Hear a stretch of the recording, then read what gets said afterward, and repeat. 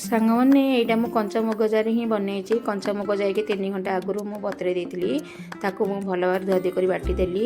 ତା ସହିତ ଫ୍ରୁଟ୍ସ ସବୁ ମୁଁ କାଟି ଦେଇଛି।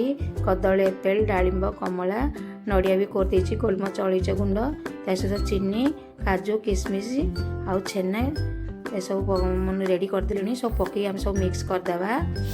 ତା ସହିତ ଟିକେ କ୍ଷୀର ମଧ୍ୟ ଦେଇଦେବା। ଆପଣମାନେ ଥରେ ବନାନ୍ତୁ, ଖାଆନ୍ତୁ ଆଉ ପରିବାରକୁ ଖୁଆନ୍ତୁ। ମୁଁ କୌଣସି ଉପାସ ବ୍ରତ ହେଲେ ଏଇଟା ହିଁ ବନେଇକି ଖାଏ। ବହୁତ ଟେଷ୍ଟ ଲାଗେ, ମୋତେ ତ ପର୍ସନାଲି ବହୁତ ଭଲ ଲାଗେ। ଆପଣମାନଙ୍କୁ ନିହାତି ଭଲ ଲାଗିବ। ଆପଣ ଥରେ ବନାନ୍ତୁ। ଚାଲନ୍ତୁ ଯିବା, ବାବା ମା ଅଛନ୍ତି, ତାଙ୍କୁ ଟିକେ ଦେବା ଟେଷ୍ଟ କରିବେ କେମିତି କ'ଣ ହେଇଛି। ଚାଲନ୍ତୁ ଯିବା, ଦେଖିବା ସେମାନଙ୍କୁ ଦେବା ଖାଇବା ପାଇଁ। ବାବା କେମିତି ହେଇଛି? ଭଲ ହେଇଛି, ବଢିଆ ହେଇଛି। ଏମି ନମ୍ବର 1।